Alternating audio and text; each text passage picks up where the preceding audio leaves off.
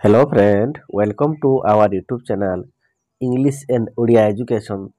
तो फ्रेंड ଚାଲ ଜାଣିବା ସରୋଜିନୀ ନାଇଡୁଙ୍କ ବିଷୟରେ। ତାର ନାମ ଦେଖ ଭାରତର ବୁଲବୁଲ ବୋଲି କୁହାଯାଉଥିଲା କାହାକୁ? ସରୋଜିନୀ ନାଇଡୁଙ୍କୁ। ଚାଲ ତାହେଲେ ତାଙ୍କ ବିଷୟରେ ଚାଲ ଆଜି ଆମେ ପଢ଼ିବା। ତ ଫ୍ରେଣ୍ଡ ଦେଖ ଭାରତର ବୁଲବୁଲ ପାଠଟିକୁ ଲେଖିଛନ୍ତି ଭଗବାନ ମହାନ୍ତି। ଝିଅଟିଏ ଥିଲା କବିତା ଲେଖାଏ ତାର ଭାରି ମନ। କି ଦିନ କି ରାତି ସେ ଏକୁଟିଆ ବସେ ମନେ ମନେ କ'ଣ ଗୁଣୁ ଗୁଣୁ ହୋଇ ଖାତାରେ ଲେଖି ପକାଏ। ବେଲ ପାଇଲେ ବାହାରେ ବୁଲି ସୁନ୍ଦର ସୁନ୍ଦର ଫୁଲ ଚଢ଼େଇ ଗଛଲତା ସବୁକୁ ଅନେକ କ'ଣ ଭାବେ ସତେ ଯେପରି ଏମାନେ ତାର ଅତି ଆପଣାର। ଏକଥା ମାଙ୍କ ଛଡ଼ା ଅନ୍ୟ କେହି ଜାଣିପାରନ୍ତି ନାହିଁ। ମା ଝିଅକୁ ଉତ୍ସାହ ଦିଅନ୍ତି। ବାପା କିନ୍ତୁ ଚାହାନ୍ତି ଓଲଟା। ବାପାଙ୍କ ଇଚ୍ଛା ଝିଅ ଅଙ୍କ କଷୁ ହିସାବ କିତାବ ଭଲ ଜାଣୁ।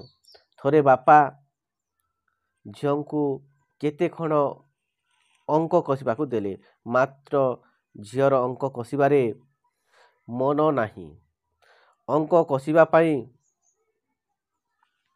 ବାଧ୍ୟ କରି ବାପା ତାକୁ ଗୋଟିଏ କୋଠରୀ ଭିତରେ ରଖି ବାହାରୁ କବାଟ କିଳିଦେଲେ। କେତେ ସମୟ ପରେ ଆସି କବାଟ ଖୋଲିଲେ, ମାତ୍ର ଏ କ'ଣ? ଝିଅଟି ଅଙ୍କ ନ କଷି ଲେଖି ପକାଇଛି ଗୋଟିଏ ସୁନ୍ଦର କବିତା। କବିତାଟି ଲେଖାଯାଇଛି ଇଂରାଜୀ ଭାଷାରେ। ବାପା ଦେଖି ଆଶ୍ଚର୍ଯ୍ୟ ହୋଇଗଲେ। ମନେ ମନେ ପକାଇଲେ, ବା କେତେ ସୁନ୍ଦର କବିତା। ସେ ଭାବିଲେ ତାଙ୍କ ଝିଅ ଭବିଷ୍ୟତରେ ନିଶ୍ଚୟ ଜଣେ ବଡ଼ କବି ହେବ, କବି ଭାବରେ ନାଁ କରିବ। ପାଠପଢ଼ା ସହିତ ଝିଅଟିର ମନ ପ୍ରାଣ ଲାଗି ରହିଲା କବିତାରେ ଲେଖାରେ। ବଡ଼ ହେଲା ପରେ ସତକୁ ସତ ସାରା ପୃଥିବୀରେ ନାଁ କଲା। ଏବେ ତାଙ୍କ କବିତା ସ୍କୁଲ କଲେଜରେ ପଢ଼ା ହେଉଛି। ତାଙ୍କ ଲେଖା ପଢ଼ି ଲୋକେ ଆନନ୍ଦ ପାଉଛନ୍ତି। ଏହି ନାରୀ କବିଙ୍କର ଇଂରାଜୀ ଭାଷାରେ ବେଶ ଦକ୍ଷତା ଥିଲା।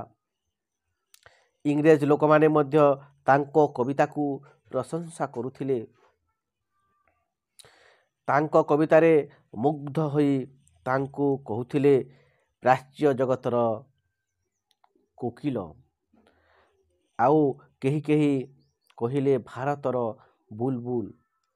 ଏହି ମହିଳା ଜଣକ ହେଉଛନ୍ତି ଭାରତର ଲୋକପ୍ରିୟ ନେତ୍ରୀ ସ୍ୱାଧୀନତା ସଂଗ୍ରାମୀ ସରୋଜିନୀ ନାଇଡୁ। ଦେଖ ସମସ୍ତେ এই ছবিটিକୁ ଦେଖ, ଏଇଟା ସେଇ ଯିଏକି ତାଙ୍କର ବେଶ ନଲେଜ ଥିଲା ଇଂରାଜୀ ଭାଷାରେ। ତାଙ୍କ ଲୋକେ କ'ଣ କହୁଥିଲେ ଖୁସିରେ? ଭାରତର ବୁଲବୁଲ ବୋଲି କହୁଥିଲେ। ତାଙ୍କ ନାମ ହେଲା ସରୋଜିନୀ ନାଇଡୁ। ଦେଖ ତାଙ୍କ ଏଇଟା ଫଟୋ ଦେଖ। ସରୋଜିନୀ ନାଇଡୁ ଗୋଟିଏ ମଧ୍ୟବିତ୍ତ ବାଙ୍ଗାଲୀ ପରିବାରରେ 1879 ମସିହାର ଫେବୃଆରୀ 13 ତାରିଖରେ ଜନ୍ମ କରିଥିଲେ। ତାଙ୍କର ପିତା ଅଘୋରନାଥ ଚଟ୍ଟୋପାଧ୍ୟାୟ ଓ ମାତା ବରଦା ସୁନ୍ଦରୀଙ୍କର ସନ୍ତାନମାନଙ୍କ ମଧ୍ୟରେ ସେ ଥିଲେ ସବୁଠାରୁ ବଡ଼। ସରୋଜିନୀ ହାଇଦ୍ରାବାଦର ଜଣେ ଡାକ୍ତର ଗୋବିନ୍ଦ ରାଜୁଲୁ ନାଇଡୁଙ୍କୁ ବିବାହ କରିଥିଲେ। ବିବାହ ପରେ ସେ ନିଜ ନାଁ ଲେଖିଲେ ସରୋଜିନୀ ନାଇଡୁ। ତୁଳସୀ ଦୁଇ ପତ୍ରରୁ ବାସିଲା ପରି ତାଙ୍କର ପ୍ରତିଭା ବାଲ୍ୟକାଳରୁ ଫୁଟି ଉଠିଥିଲା। ମାତ୍ର 12 ବର୍ଷ ବୟସରେ ମେଟ୍ରିକ ପରୀକ୍ଷା ଦେଇ ସମସ୍ତ ପରୀକ୍ଷାର୍ଥୀମାନଙ୍କ ମଧ୍ୟରେ ସେ ପ୍ରଥମ ସ୍ଥାନ ଅଧିକାର କରିଥିଲେ। ଏହାପରେ ସେ ଯାଇ ଇଂଲଣ୍ଡର କେମ୍ବ୍ରିଜ ବିଶ୍ୱବିଦ୍ୟାଳୟରେ ନାଁ ଲେଖାଇଲେ। ପାଠ ପଢ଼ିବା ସଙ୍ଗେ ସଙ୍ଗେ ସୁନ୍ଦର ସୁନ୍ଦର କବିତା ରଚନା କରିବା ଓ ବକ୍ତୃତା ଦେବାରେ ମଧ୍ୟ ସେ ନିଜର ଦକ୍ଷତା ପରିଚୟ ଦେଲେ। ସେତେବେଳକୁ ଭାରତ ଇଂରେଜ ଶାସନ ଅଧୀନରେ ଥାଏ। ନିଜ ଜନ୍ମଭୂମିର ପରାଧୀନତା ତାଙ୍କ ହୃଦୟରେ ଗମ୍ଭୀର ଦୁଃଖ ଆଣିଦେଲା। ଏଣୁ ସେ ଦେଶପ୍ରେମୀମୂଳକ କବିତା ଲେଖିବାକୁ ଲାଗିଲେ। ତାଙ୍କ ଦେଶପ୍ରେମମୂଳକ କବିତା ଓ ବକ୍ତୃତା ସେ କାଳର ସ୍ୱାଧୀନତା ସଂଗ୍ରାମୀମାନଙ୍କୁ ଅନୁପ୍ରାଣିତ କରିଥିଲା। ଏପରିକି ଜବାହରଲାଲ ନେହେରୁ ଏବଂ ସୁଭାଷ ଚନ୍ଦ୍ର ବୋଷ ଭଳି ସେ କାଳର ସଂଗ୍ରାମୀ ଯୁବକମାନେ ମଧ୍ୟ ସେହି କବିତା ଦ୍ୱାରା ଅନୁପ୍ରାଣିତ ହୋଇଥିଲେ। ଦେଖ ଏଇଟା ସେହି ଅଛନ୍ତି ମହାତ୍ମା ଗାନ୍ଧୀଙ୍କ ସହିତ ସରୋଜିନୀ ନାଇଡୁ। ଏଇଟା ଦେଖ ଜାତୀୟ ପିତା ମହାତ୍ମା ଗାନ୍ଧୀ, ଏଇ ଦୁଇ ଜଣ ଏଇଟା ସେହି ସମୟର କଥା, ଯେଉଁ ସମୟରେ କି ଇଂରେଜ ଶାସନ କରୁଥିଲା ଆମ ଭାରତକୁ।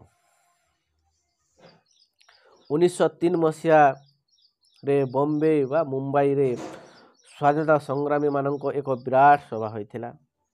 ସେହି ସଭାରେ ସେ ନିଜ ଇଂରାଜୀରେ ଲେଖିଥିବା ଏକ ଉଦ୍ବୋଧନମୂଳକ କବିତା ସୁନ୍ଦର ସ୍ୱରରେ ଗାୟନ କରିଥିଲେ।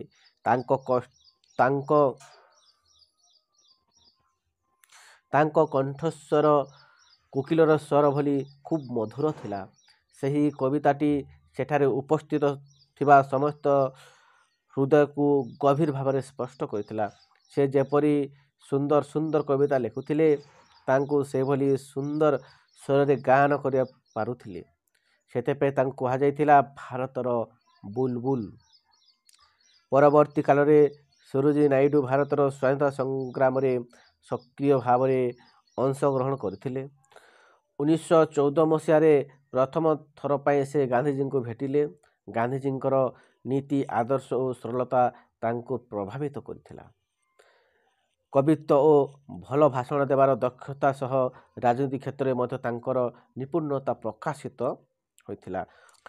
1930 ମସିହାର କଥା, ସେତେବେଳକୁ ଭାରତରେ ଲବଣ ସତ୍ୟାଗ୍ରହ ଚାଲିଥାଏ। ଗାନ୍ଧିଜୀ ସତ୍ୟାଗ୍ରହରେ ମାତିଥାନ୍ତି। ଇଂରେଜମାନେ ଯେତେବେଳେ ଗାନ୍ଧିଜୀଙ୍କୁ ଗିରଫ କଲେ, ସରୋଜିନୀ ନାଇଡୁ ଏହି ସତ୍ୟାଗ୍ରହ ନେତୃତ୍ୱ ନେଇ ଆନ୍ଦୋଳନକୁ ଚାଲୁ ରଖିଲେ।